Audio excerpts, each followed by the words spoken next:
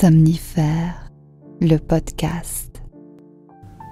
La vieillesse, c'est quand on commence à dire « Jamais je ne me suis senti aussi jeune », écrit Jules Renard. Bonsoir à toutes et à tous, nous sommes le mercredi 23 février et Somnifère vous raconte ce soir l'histoire d'un jeune homme qui découvre les soirées mondaines parisiennes. Une chose l'interloque immédiatement, il est difficile de donner un âge à toutes ces femmes tant elles semblent mettre d'efforts à gommer les signes de l'âge.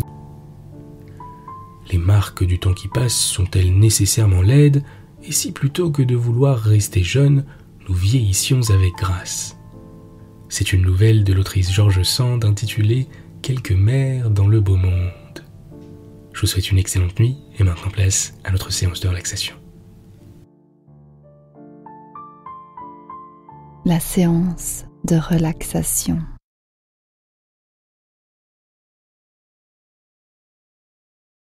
Mettez-vous à l'aise dans la position que vous souhaitez. Et quand vous êtes prêt, fermez les yeux. On va commencer par prendre une longue inspiration et on laisse aller toutes les préoccupations de la journée à l'expire.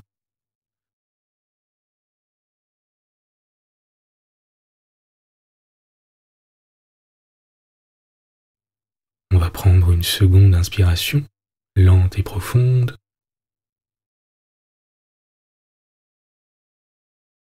Et on laisse aller tout le stress et les tensions accumulées à l'expire.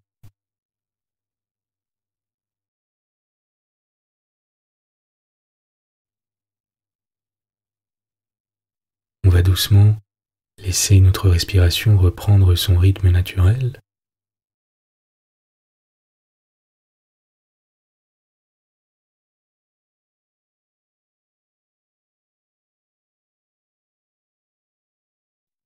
Devenir légère et calme.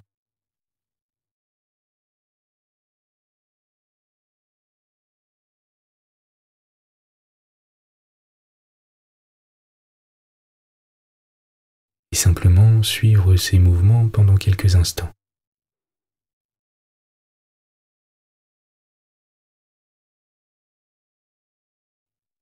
Sans attente, se concentrant sur l'instant présent.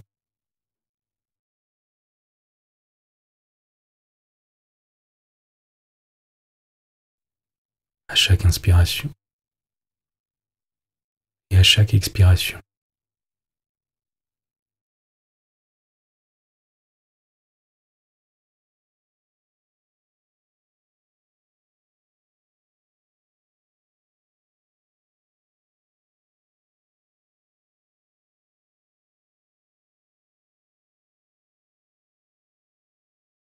Des pensées apparaissent peut-être.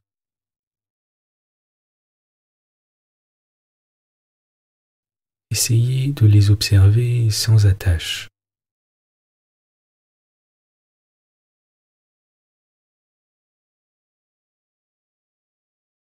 Sans jugement. Comme si vous acceptiez leur présence mais sans leur porter beaucoup d'attention.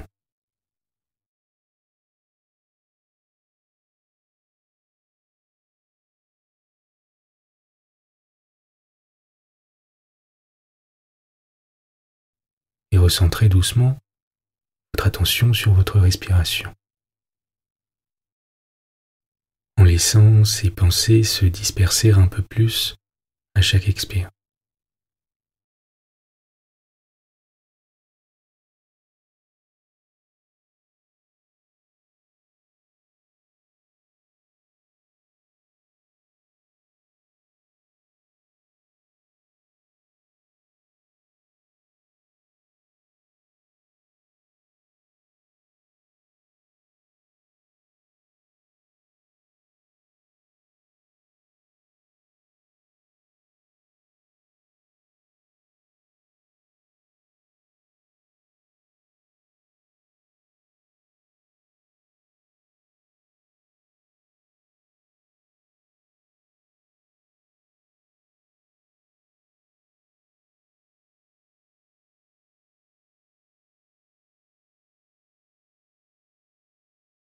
Faites en sorte, comme d'habitude, de vous assurer que vos muscles sont parfaitement détendus, notamment au niveau de la mâchoire,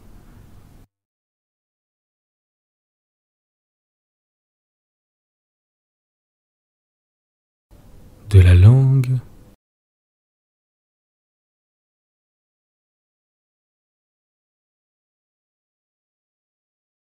et des épaules.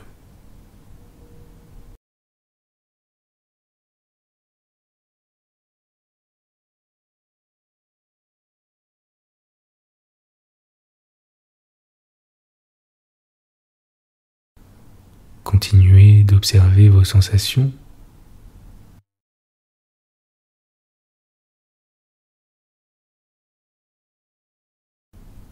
Les appuis de votre corps contre le matelas.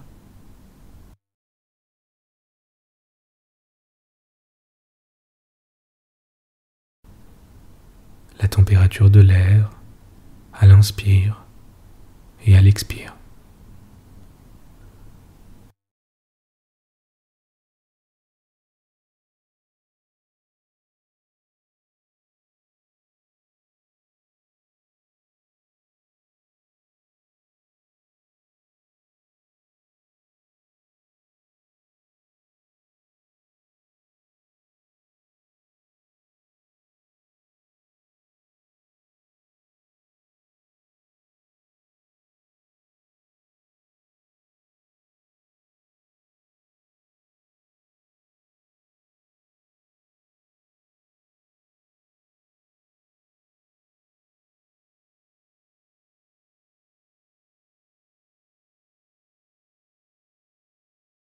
Votre ventre qui monte et qui descend.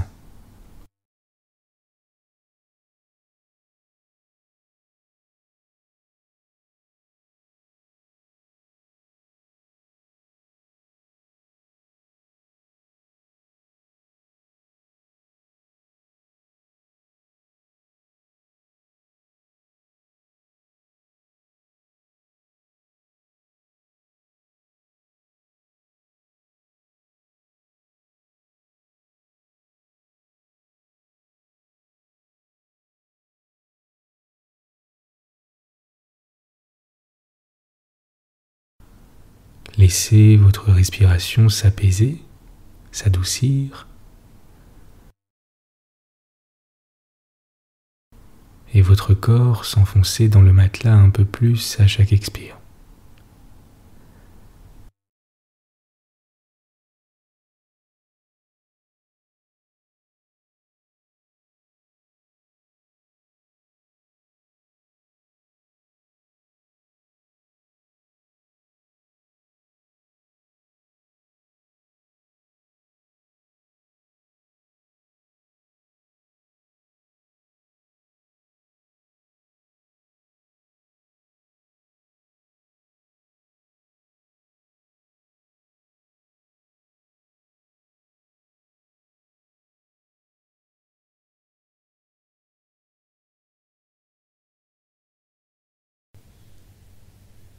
Vous êtes calme et détendu. L'histoire du soir. Quelle est donc cette grosse femme qui danse ? Demandai-je au Parisien qui me pilotait pour la première fois à travers le bal. C'est ma tante, me dit-il, une personne très gaie, très jeune, et comme vous le voyez à ses diamants, très riche. Très riche, très gaie, cela se peut, pensai-je, mais très jeune, cela ne se peut pas. Je la regardai tout ébahi, et ne pouvant découvrir nulle trace de sa jeunesse, je me hasardai à demander le compte de ses années. « Voilà une sotte question, » répondit Arthur, riant de ma balourdise. « J'hérite de ma tante, mon cher, je ne dis point son âge. » Et voyant que je ne comprenais pas, il ajouta « Je n'ai pas envie d'être déshérité. Mais venez que je vous présente à ma mère. Elle a été très liée autrefois avec la vôtre, et elle aura du plaisir à vous voir. » Je suivis Arthur, et auprès d'un buisson de camélias, nous trouvâmes 2 jeunes personnes assises au milieu d'un groupe de papillons mâles plus ou moins légers. Arthur me présenta à la plus jeune, du moins à celle qui me parut telle au premier coup d'œil, car elle était la mieux mise, la plus pimpante, la plus avenante et la plus courtisée des 2. J'étais encore étourdi par les lumières et la musique, par mon début dans le monde de la capitale, par la crainte d'y paraître gauche et provincial. Et précisément je l'étais à faire plaisir, car je n'entendis pas le compliment de présentation qu'Arthur débita en me poussant par les épaules vers cette dame éblouissante. Et il me fallut bien 5 minutes pour me remettre du regard à la fois provoquant et railleur que ses beaux yeux noirs attachèrent sur moi. Elle me parlait, elle me questionnait, et je répondais à tort et à travers, ne pouvant surmonter mon trouble. Enfin, je parvins à comprendre qu'elle me demandait si je ne dansais point. « Il danse tout comme un autre, » dit Arthur, « mais il n'ose pas encore se lancer. »« Il n'est que le premier pas qui coûte, » riposta la dame. « Il faut vaincre cette timidité. Je gage que vous n'osez engager personne. Eh bien, je veux vous tirer de cet embarras et vous jeter dans la mêlée. Venez valser avec moi. Tenez-moi le bras, pas comme cela. Passez votre bras ainsi autour de moi, sans roideur. Ne chiffonnez pas mes dentelles. C'est bien. Vous vous formerez. Attendez la ritournelle, suivez mes mouvements. Voilà, partons. » Et elle m'emporta dans le tourbillon, légère comme une sylphide, hardie comme un fantassin, solide au milieu des heures de la danse, comme une citadelle sous le canon. Je sautillai et tournai d'abord comme dans un rêve. Toute ma préoccupation était de ne point tomber avec ma danseuse, de ne pas la chiffonner, de ne pas manquer la mesure. Peu à peu, voyant que je m'en tirais aussi bien qu'un autre, c'est-à-dire que ces Parisiens valsaient tous aussi mal que moi, je me tranquillisai, je pris de l'aplomb. J'en vins à regarder celle que je tenais dans mes bras et à m'apercevoir que cette brillante poupée, un peu serrée dans son corsage, un peu essoufflée, enlaidissait à vue d'œil, à chaque tour de valse. Son début avait été brillant, mais elle ne soutenait pas la fatigue. Ses yeux se creusaient, son teint se marbrait, et puisqu'il faut le dire, elle me paraissait de moins en moins jeune et légère. J'eus quelque peine à la ramener à sa place, et quand je voulus lui adresser des paroles agréables pour la remercier de m'avoir déniaisé à la danse, je ne trouvai que des épithètes si gauches et si froidement respectueuses qu'elle parut ne pas les entendre. « Ah ça, dis-je à mon ami Arthur, quelle est donc cette dame que je viens de faire valser ? As-tu perdu l'esprit ? Je viens de te présenter à elle. Mais cela ne m'apprend rien. Distrait que tu es. C'est ma mère, répondit-il impatienté. Ta mère, répétai-je consterné de ma sottise. Pardon, j'ai cru que c'était ta sœur. Mais ceci est un compliment naïf dont madame votre mère ne devrait pas me savoir mauvais gré.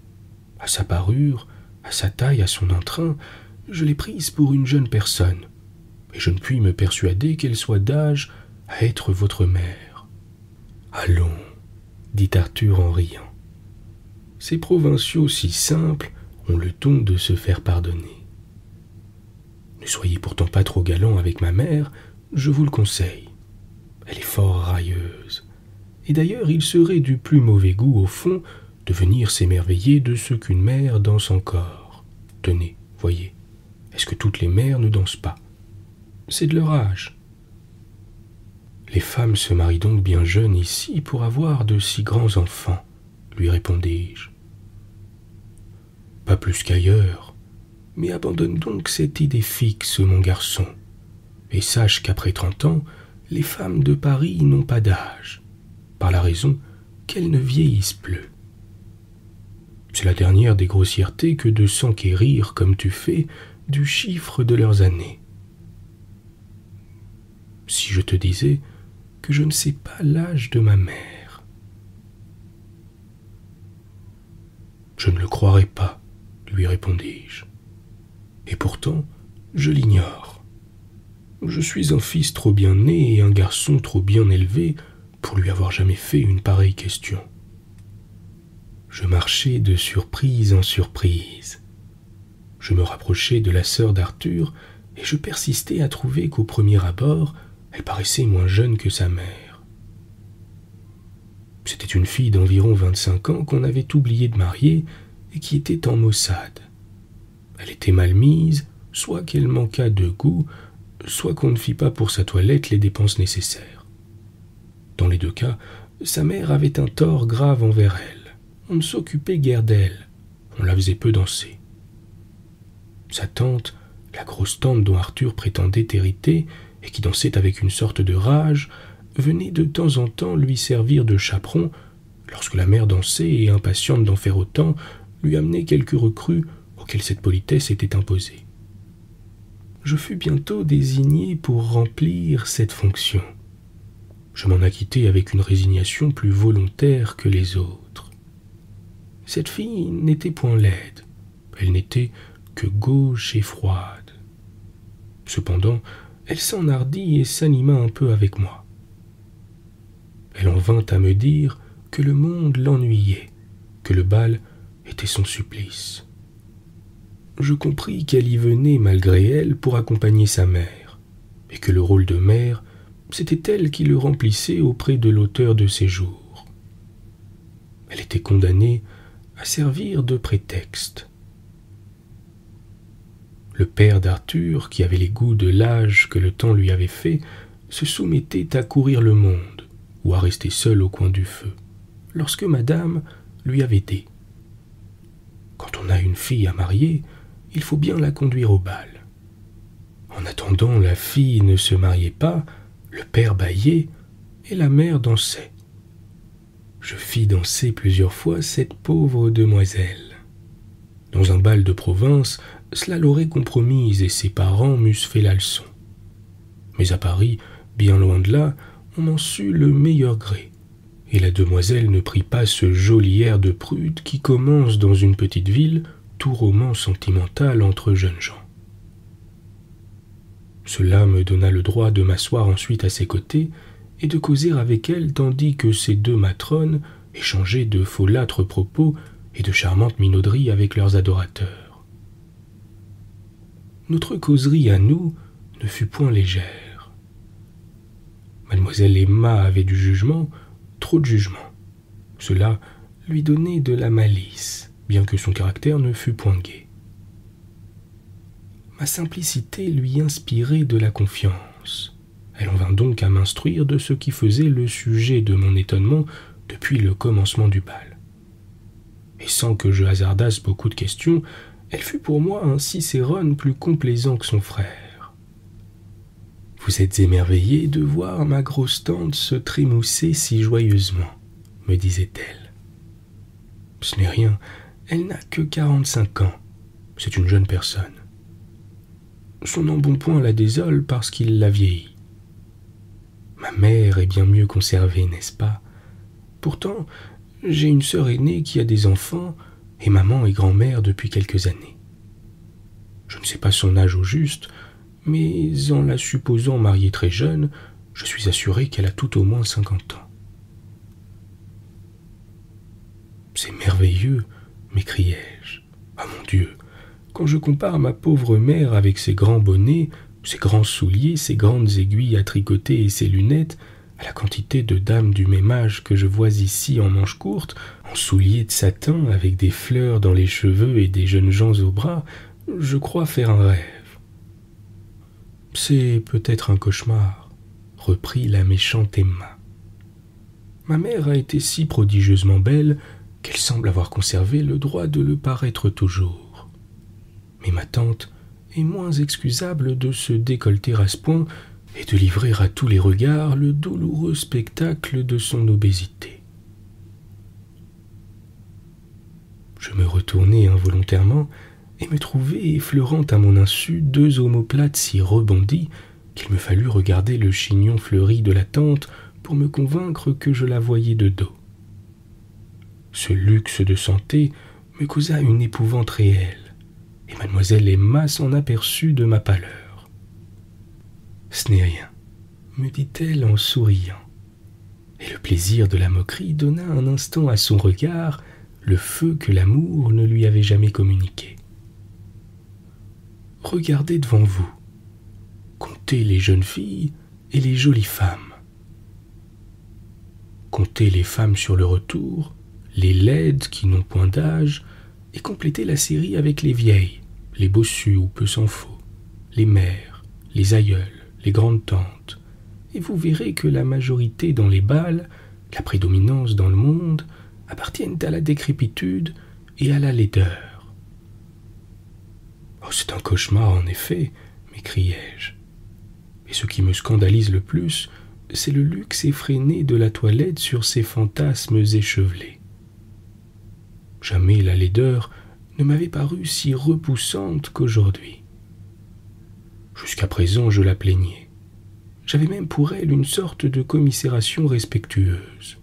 Une femme sans jeunesse ou sans beauté, c'est quelque chose qu'il faut chercher à estimer afin de lui pouvoir offrir un dédommagement. Mais cette vieillesse parée, cette laideur arrogante, ces rides qui grimacent pour sourire voluptueusement, ces lourdes odalisques surannées qui écrasent leurs frêles cavaliers, ces squelettes couverts de diamants qui semblent craquer comme s'ils allaient retomber en poussière, ces faux cheveux, ces fausses dents, ces fausses tailles, tous ces faux appâts et ces faux airs, c'est horrible à voir. C'est la danse macabre. Un vieil ami de la famille d'Arthur s'était approché de nous, il entendit mes dernières paroles. C'était un peintre assez distingué et un homme d'esprit. « Jeune homme, » me dit-il en s'asseyant auprès de moi, « votre indignation me plaît, bien qu'elle ne soulage point la mienne propre. Êtes-vous poète? Êtes-vous artiste? Ah, si vous êtes l'un ou l'autre, que venez-vous faire ici? Fuyez, car vous vous habituerez peut-être à cet abominable renversement des lois de la nature. Et la première loi de la nature, c'est l'harmonie. L'harmonie, c'est la beauté. Oui, la beauté est partout lorsqu'elle est à sa place et qu'elle ne cherche pas à s'écarter de ses convenances naturelles. La vieillesse est belle aussi lorsqu'elle ne veut pas simuler et grimacer la jeunesse. Regardez ces vieux en perruque, et sachez bien que si on me les laissait coiffer et habiller à mon gré, et leur imposer aussi d'autres habitudes de physionomie, j'en pourrais faire de beaux modèles. Tels que vous les voyez là, ce sont de hideuses créatures. Hélas, où donc s'est réfugié le goût, la pure notion des règles premières, et faut-il dire même le simple bon sens? Je ne parle pas seulement des costumes de notre époque. Celui des hommes est ce qu'il y a de plus triste, de plus ridicule, de plus disgracieux et de plus incommode au monde. Ce noir, c'est un signe de deuil qui serre le cœur. Le costume des femmes est heureux et pourrait être beau dans ce moment-ci. Mais peu de femmes ont le don de savoir ce qui leur sied. Voyez ici, vous en compterez à peine 3 sur 40 qui soient ajustés convenablement et qui sachent tirer parti de ce que la mode leur permet. Le goût du riche remplace le goût du beau chez la plupart. Je vous disais en commençant, il n'y a rien de laid dans la nature. Prenons la nature humaine pour nous enfermer dans un seul fait. On est convenu de dire qu'il est affreux de vieillir parce que la vieillesse est laide.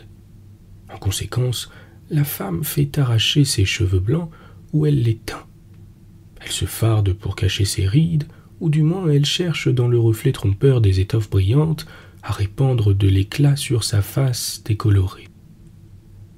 Pour ne pas faire une longue énumération des artifices de la toilette, je me bornerai là, et je dirai qu'en s'efforçant de faire disparaître les signes de la vieillesse, on les rend plus persistants et plus implacables. La nature s'obstine. La vieillesse s'acharne. Le front paraît plus ridé et la face plus anguleuse sous cette chevelure dont le ton emprunté est en désaccord avec l'âge réel et ineffaçable. Les couleurs fraîches et vives des étoffes, les fleurs, les diamants sur la peau, tout ce qui brille et attire le regard, flétrit d'autant plus ce qui y est déjà flétri. Et puis, outre l'effet physique, la pensée ne saurait être étrangère à l'impression perçue par nos yeux. Notre jugement est choqué de cette anomalie. Pourquoi, nous disons-nous instinctivement, cette lutte contre les lois divines? Pourquoi paraît ce corps comme s'il pouvait inspirer la volupté? Que ne se contente-t-on de la majesté de l'âge et du respect qu'elle impose? Des fleurs sur ces têtes chauves ou blanchies, quelle ironie, quelle profanation! Eh bien, cette horreur que la vieillesse fardée répand autour d'elle ferait place à des sentiments plus doux et plus flatteurs si elle n'essayait plus de transgresser les lois de la nature. Il y a une toilette, il y a une parure pour les vieillards des deux sexes. Voyez certains portraits des anciens maîtres, certains hommes à barbe blanche de Rembrandt, certaines matrones de Van Dyck, avec leurs longs corsages de soie ou de velours noir, leurs coiffes blanches, leurs fraises ou leurs guimpes austères, leurs grands et nobles fronts découverts et imposants, leurs longues mains vénérables, leurs lourds et riches chapelets. Le bal finissait. La mère et la tante d'Emma restèrent des dernières. Elles allaient s'égayant et s'enhardissant à mesure que l'excitation et la fatigue les enlaidissaient davantage. Emma était de bonne humeur parce qu'elle avait entendu jeter l'anathème sur leur folie. Bonne nuit. Bonne nuit.